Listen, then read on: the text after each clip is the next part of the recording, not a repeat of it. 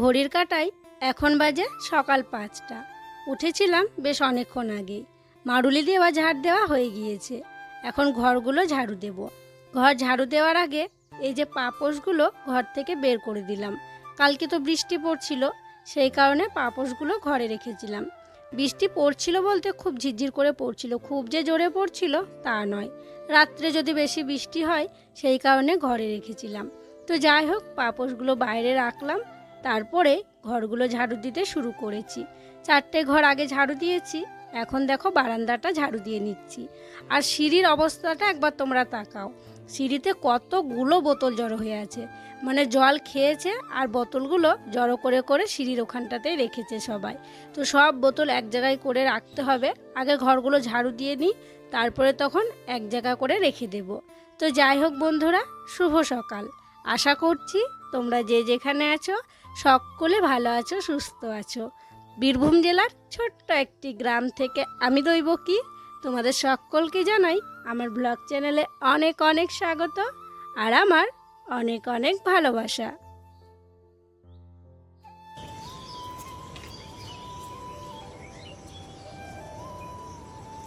ঘরগুলো ঝাড়ু দেওয়ার পর এঁঠো বাসনগুলো পুকুর ঘাটে ভিজিয়ে রেখে আসলাম।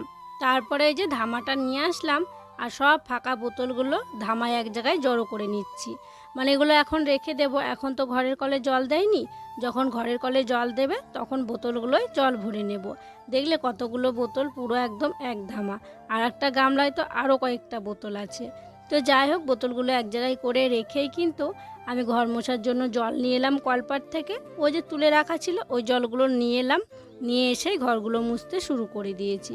প্রথমে ঠাকুর ঘর মুছেছি, তারপরে হেসেল ঘর মুছেছি, তারপরে এই যে মা বাবার রুমটা মুছে নিচ্ছি। মা বাবার রুমটা মোছার পর আমাদের রুমটা মুছেছি। তারপরে এখন বারান্দাটা মুছে নিচ্ছি।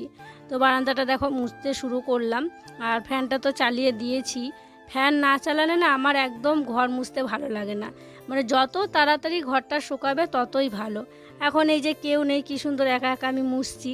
কেউ যদি থাকে আর ওই পা দিয়ে চলে যায়, আমার কি বিরক্ত লাগে কি বলবো তোমাদেরকে। তার জন্য আমি চেষ্টা করি যে বাসনপত্র থাক আমার, আগে আমি ঘরটা মুছবো, পরে তখন বাসনপত্রগুলো মাজা ধোয়া করব।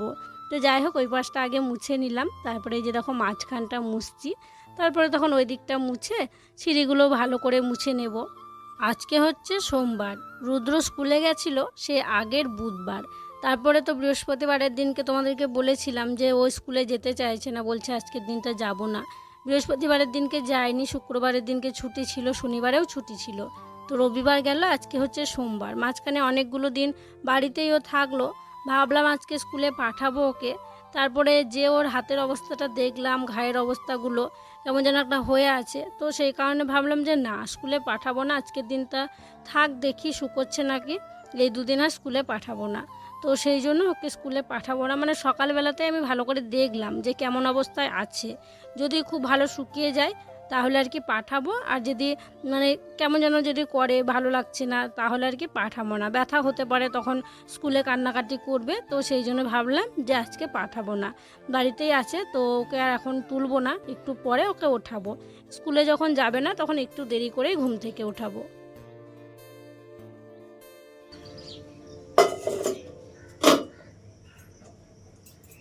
ঘর মোছার পর গ্যাসের ঘরটা মুছলাম। গ্যাসের ঘর মোছার পরেই চা বসিয়ে দিয়েছি। আর আজকে দেখো কড়াইয়ে চা বসিয়ে দিয়েছি। প্রত্যেকদিন করা হয় না, তবে মাঝে মধ্যে কড়াইয়ে বসিয়ে দিই। এই যে হাঁড়িটা আছে, হাঁড়িটা মাজতে হবে। কেটলিটা ধুয়ে নিয়ে এলাম। কালকে সন্ধ্যেবেলা চা হয়েছিল, তো চা খাওয়া হয়েছিল। সন্ধ্যেবেলা কেটলিটা মাজা হয় না, সকালবেলাতেই মাজা হয়। তো এই চাটা দেখো ভালো মতো ফুটে গিয়েছে। আর বাবার জন্য আগে চিনি ছাড়া তুলে নিয়েছি, বাবাকে চা খেতেও দিয়ে দিয়েছি। বাবা ওইদিকে চা খাচ্ছে।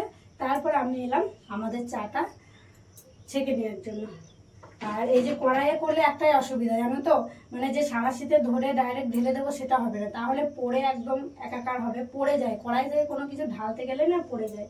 তো সেই জন্য এই যে বড় বাটিটা নিয়ে এসেছি, বাটিতে করে তুলবো আর ছেঁকে নেবো।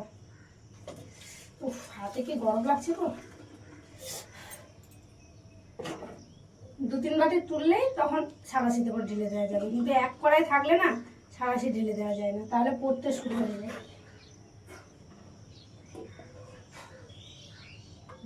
এবার সারাতে দেবো। তাও পড়লো, দেখছো একটু। এক্ষুনি আমি গ্যাসের ঘরটা পরিষ্কার করে মুছলাম।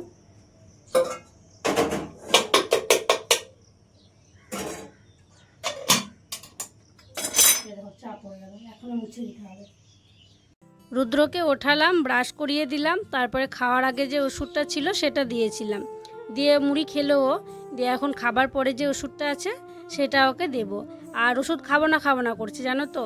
ওর যে মাঝে মধ্যে কি হয়, সময় সময় দেখবো নিজে থেকেই ওষুধ খাবো বলে ওষুধ খেতে যাবে, আবার মাঝে মধ্যে খেতে চাইবে না। তো এখানে রুদ্রর বাবা আছে সাইডে, ও খড় কাটছে। তো ভাবলাম বাইরের এইদিকে বসে ওষুধটা ওকে ভুলিয়ে ভালিয়ে খাইয়ে দিই। তো দেখলে 5 ml দিতে বলেছে, 5 ml দিলাম। তারপরে ঢাকনায় যে লেগে আছে একটু জলে গুলে দিচ্ছি, সেটাও কিছুতেই খাবে না। দিও না তাই বলছে। জল খেতে বারণ করছি, সেই ও জল খাবে। তো যাই হোক, একটু পরে গরম জল করে ঘাগুলো মুছিয়ে দিয়ে ওষুধটা লাগিয়ে দেবো।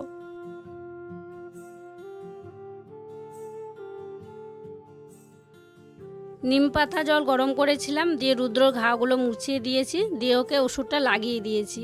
তো ও একটু কান্নাকাটি করছিল, ওই যে ভালো করে না মুছিয়ে ওষুধ লাগালে হবে বলো, সেগুলো রস যদি লেগে থাকে আবার কোথাও লাগলে আবার হয়ে যাবে।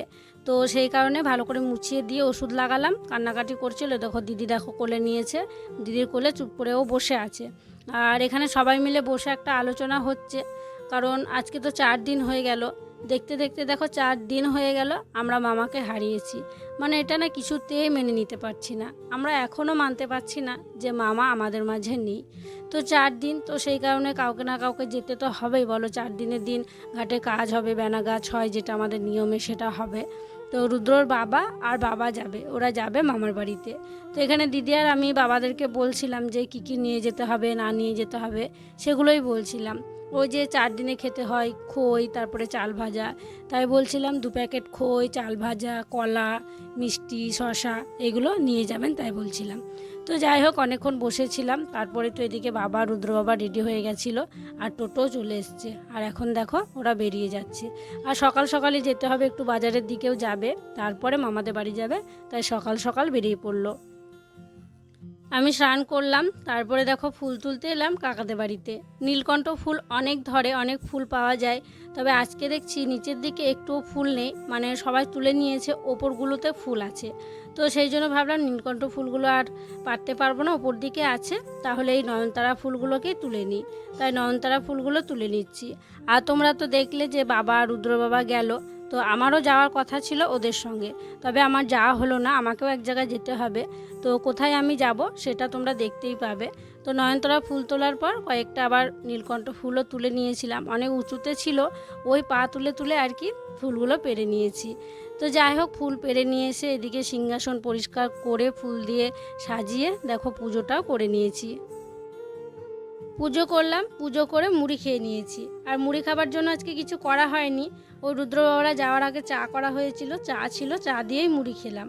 আর দিদি এদিকে আমাদের কাছে সজনে শাক পেরে নিয়ে এসছে, তাই ভাবলাম দিদি বাছছে, আমি একটু বেছে দিই।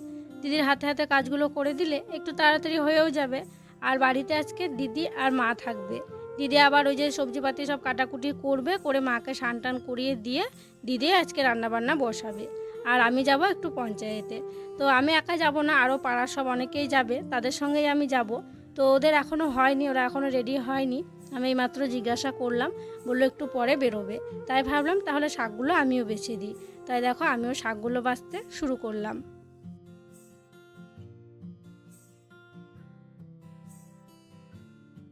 তোমরা দেখলে যে আমি শাক বাছছিলাম, তো তারপরে দেখছি সবাই আমাকে ডাকলো যে ওদের হয়ে গিয়েছে, তাই চলে এলাম। তারপরে এই যে দেখো হাঁটা শুরু করলাম। আর এখনই গ্রাম থেকে বেরোচ্ছি, আর কি ঘামা ঘেমে গেছি দেখো, মানে প্রচণ্ড গরম লাগছে। একটুখানি দাঁড়ালাম এসে, তাতেই পুরো ভিজে একদম জল হয়ে গেছি। তো যাই হোক, তারপরে দেখো এই যে মাঠে মাঠে রাস্তায় হাঁটতে শুরু করলাম। চারিদিকে সবুজ, আর এই যে হেঁটে হেঁটে যাচ্ছি, আরও অনেকেই যাচ্ছে। দিদির যা যাচ্ছে, তারপরে দিদির ননদ যাচ্ছে, দিদির একটা কাকি শাশুড়ি যাচ্ছে, মানে দিদিদের ফ্যামিলির সবাই যাচ্ছে আর কি। আর ওদের সঙ্গেই আমি যাচ্ছি। তো মাঠের রাস্তা পার করে এলাম, এখন ওই যে দেখো যে ঢালাই রাস্তাটা আছে সেই রাস্তায় আমরা এখন উঠছি। আর ওই ঢালাই রাস্তা দিয়ে বৃষ্টি আর একটা ননদ আসছিল, ওরা মাঠে মাঠে আসেনি, ওরা রামপুরহাটে যাবে, তো ওরা ওই রাস্তায় রাস্তায় আসছিল। তো একসঙ্গেই হয়ে গেলাম, একসঙ্গে আবার বাকি রাস্তাটুকু হেঁটে এলাম, তারপরে টোটো করে নিয়েছি আর এখন টোটোয় করে যাচ্ছি। তো ওরা গেল রামপুরহাটে, বৃষ্টি আর একটা ননদ, আর আমরা অন্য রাস্তায় যাচ্ছি।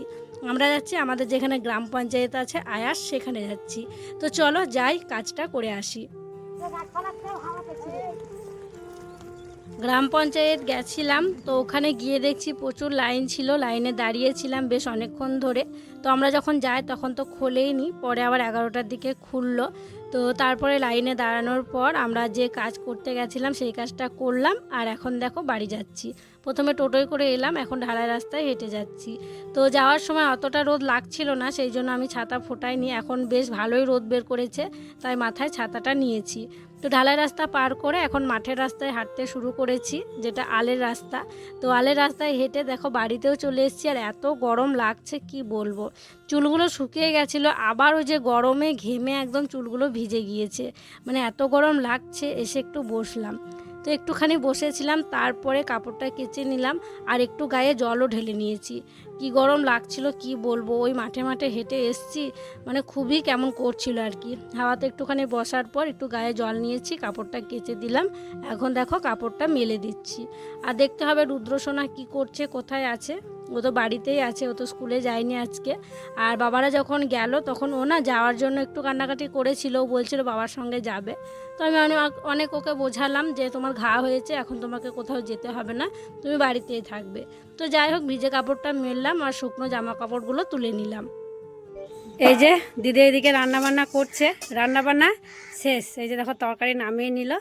তো আজকে রান্না হয়েছে সজনের শাক, আর এই যে আজকে বড়ার তরকারি করা হয়েছে। তো সব কিছু কমপ্লিট। সয়াবিন আলুর ঝোল করা হয়েছে, সয়াবিন আলুটা আমি জানতাম না, আমি বড়ার মানে কলাই ভেজানোটা দেখেছিলাম, আর শাকটা তো বাছছিলাম, তোমরা দেখেছই। তো রান্নাবান্না দেখো কমপ্লিট। এদিকে আমিও বাড়ি চলে এলাম, মানে দুই দিকের কাজই হলো, ওই দিককারও কাজটা করতে হতো, রান্নাবান্নাও করতে হতো। দিদি এই দিকটা সামলে নিল আর আমি ওই দিকটা সামলে নিলাম। আমার রুদ্র সোনাটা কী করছে, দিদিকে জিজ্ঞাসা করলাম রুদ্র কই, তো দিদি বলল যে চালা ঘরে আছে, আর অনুসোয়া ওকে মুড়ি মেখে খাইয়ে দিয়েছে, কারণ রুদ্র তো এখন নিজে হাতে খেতে পাচ্ছে না হাতের ঘাটার জন্য, তো সেই জন্য অনুসোয়া ওকে মুড়ি মেখে খাইয়ে দিয়েছে। তো চলো দেখি চালা ঘরে ওরা কী করছে। এদিকে এসে তো দেখছি আমি দরজা বন্ধ, আর একদিকে ভালোই করেছে, চালা ঘরটা খুব ঠান্ডা জানো তো, খুব আরাম এখানে। তো ওই ঘরে না থেকে এই ঘরে এসছে, অনেক ভালো করেছে। চলো দেখি, দরজায় খটখট করি, দরজা বন্ধ আছে। বন্ধ করে ওরা কি করছে চলো দেখি। দরজা খুলে দিয়ে গেল, আমি বুঝতে পারলাম। কি গো তোমরা দরজা বন্ধ করে কি করছো? লেখাপড়া হচ্ছে না ছবি আঁকা হচ্ছে?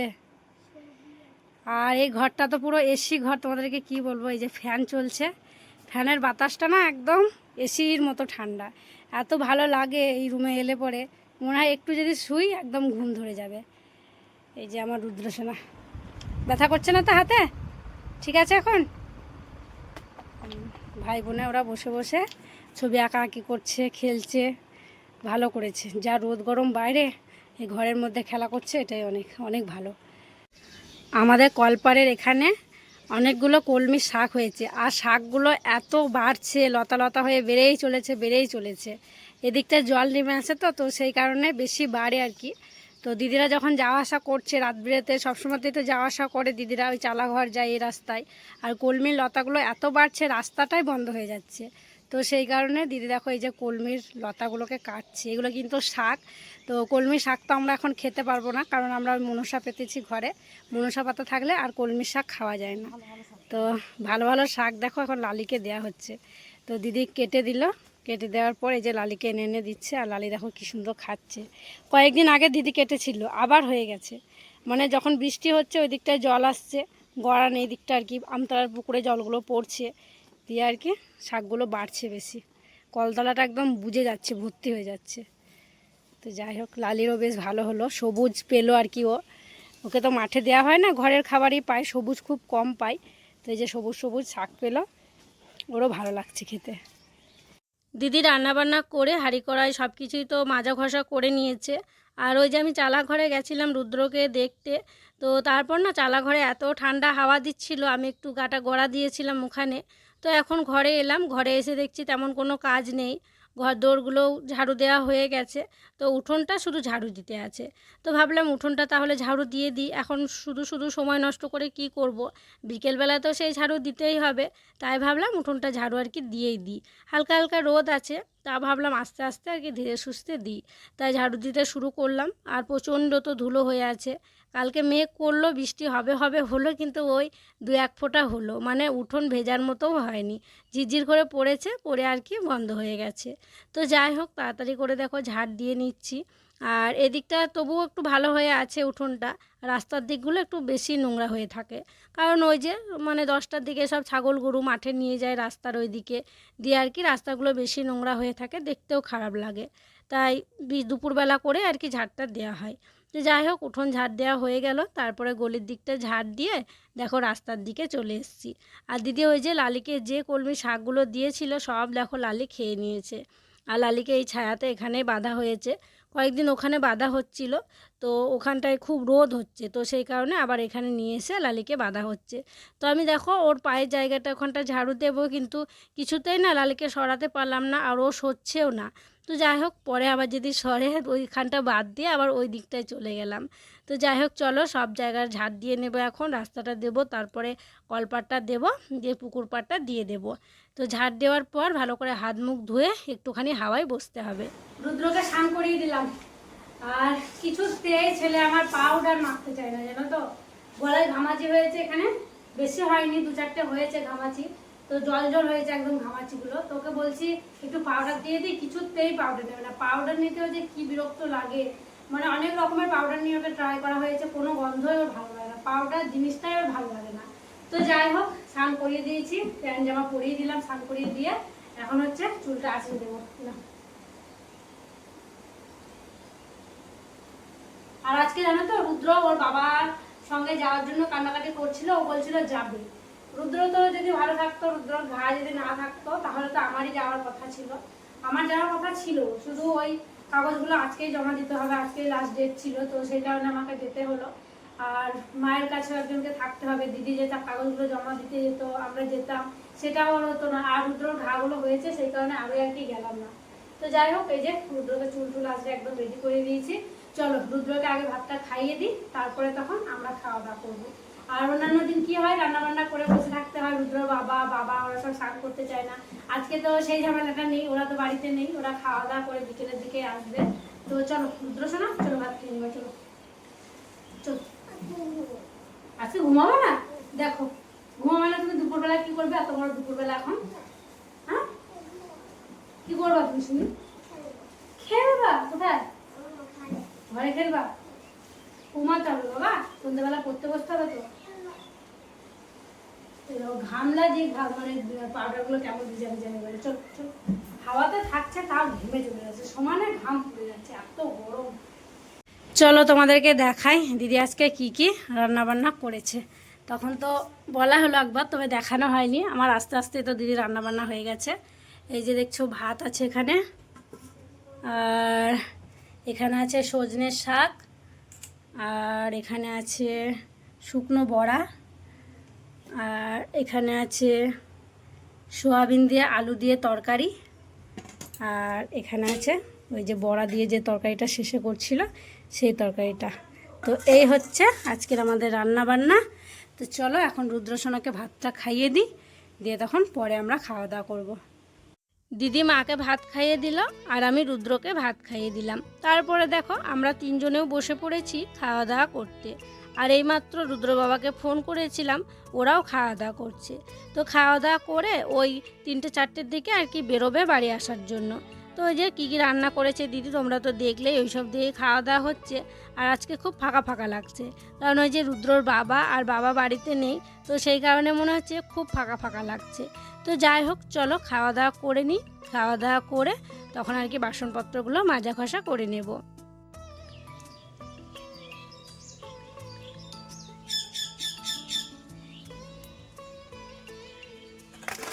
খাওয়া দাওয়া হয়ে গেল, খাওয়া দাওয়া করার পর বাসনগুলো নিয়ে চলে এলাম কলপাড়ে। আর ছাই সার্ফের যে বাটিটা ছিল সেটা ছিল আমতলার পুকুর পাড়ে, কারণ সকালবেলাতে ওই আমতলার ওখানে বাসনগুলো মাজা হয়েছিল, দিয়ে ওখানে ছিল। আর ঘরে যে সাবানের বাটিটা আছে সেটাই সাবান শেষ হয়ে গেছে। সার্ফ ছাই মিশিয়েছি বলে সাবানটা নিয়ে আসতে বলতেও না মনে থাকছে না। তবে দু জায়গায় দুটো রাখতে হবে জানো তো, বাসন মাজা সাবান, মানে কলপাড়েও একটা রাখতে হবে আর পুকুরেও রাখতে হবে। ভাবছি পুকুর পাড়ে রাখবো এই সার্ফ আর ছাইয়ের যে মেশানো বাটিটা থাকবে সেটা রাখবো পুকুর পাড়ে, আর কলপাড়ে বাসন মাজা সাবানটা রাখবো। তাহলে যে যখন যেখানে যাবে সেখানে বাসন মাজা জিনিস পেয়ে যাবে, বেশ ভালো হবে। আর নিয়ে আসা নিয়ে যাওয়া করতে হবে না। যখন পুকুরে যাচ্ছি কলপাড় থেকে নিয়ে যাচ্ছি, যখন কলপাড়ে মাজছি তখন পুকুর থেকে নিয়ে আসছি, এমনটা করতে হচ্ছে। তো যাই হোক, দেখো থালা বাসন তো আজকে একটু কম আছে, কারণ দুজন মানুষ নেই বাড়িতে। তো সব থালা বাসনগুলোই আমি মেজে নিলাম। বিকেলবেলা দেখো মেঘ করেছে আর বিদ্যুৎ চমকাচ্ছে, চারিদিকে একদম মেঘ করেছে। তবে খুব কালো মেঘ করেছে তা নয়, হালকা হালকা আর কি মেঘ হয়েছে। তবে বিদ্যুৎটা বেশ ভালোই চমকাচ্ছে। আর ওই যে নিম গাছটা আমাদের দেখছো কেমন শুকিয়ে গেছে, বাবা বলছিল নাকি ওই নিম গাছের ডালটাতে বজ্রপাত হয়েছে, সেই কারণে গাছটা শুকিয়ে গেছে। ওই যে দুদিন আগে যখন মেঘ করেছিল প্রচণ্ড জোরে বিদ্যুৎ চমকাচ্ছিল, তখন জানো তো আমাদের ঘরের কাছে খুব জোরে একটা আওয়াজ হয়েছিল। বাজ পড়লে বজ্রবিদ্যুৎ হলে যেমন আর কি আওয়াজটা হয় সেই রকম। তো বাবা বলছিল সেই দিনেই হয়তো এই গাছটার ওপরে বজ্রপাত হয়েছে, তো সেই কারণে গাছের ডালটা ওই রকম হয়ে গেছে। মানে একটা ডাল শুধু ওই রকম হয়েছে, আর বাকি ডালগুলো একদম তাজা হয়ে আছে। এইমাত্র রুদ্রর বাবা আর বাবা বাড়ি এলো, ওরা তো গেছিলো মামার বাড়িতে। তো আসার পর ওদেরকে জল খেতে দিয়েছিলাম, জিজ্ঞাসাবাদ করলাম কে কী করছিল না করছিল, কাজ কেমন হলো না হলো। তারপরেই আমি চা করে দিলাম, জানোই তো ওরা চা খেতে একটু ভালোবাসে। তো আসা মাত্র চা করে দিলাম। তবে এখনও কিন্তু সন্ধ্যা হয়নি, সন্ধ্যার আগেই চাটা করলাম। আর ওরা আসার সময় মিষ্টি নিয়ে এসেছিলো। তো রুদ্র বলছে মা আমি মিষ্টি খাবো, আমাকে মিষ্টি দাও। তো আমি রুদ্র বাবাকে বলছি মিষ্টি আনতে হতো না, অন্য কিছু নিয়ে আসতে। এমনিতেই দেখবে ঘা ফোট হলে মিষ্টি খাওয়াটা একদম ভালো নয়। তো নিয়ে চলে এসছে, আর কি ছেলে বাঘ মানে বলো, খাবো বলছে তো দিতেই তো হবে, খাবো বলছে যখন, তো একটা মিষ্টি ওকে দিলাম। তো যাই হোক চলো, আজকের ভিডিওটা আর বড় করছি না, এখানেই বিদায় নিচ্ছি গো। তোমরা সকলে ভালো থেকো, সুস্থ থেকো। আর যারা নতুন বন্ধু হয়ে আমার এই ভিডিওটি দেখছো তাদের কাছে একটি অনুরোধ করছি, আমার চ্যানেলটিকে সাবস্ক্রাইব করে আমার পাশে থেকো। আর যারা পুরনো বন্ধু হয়ে আমার পাশে আছো তাদেরকে আমার অসংখ্য অসংখ্য ধন্যবাদ আর অনেক অনেক ভালোবাসা। দেখা হবে আবার পরবর্তী ব্লগে।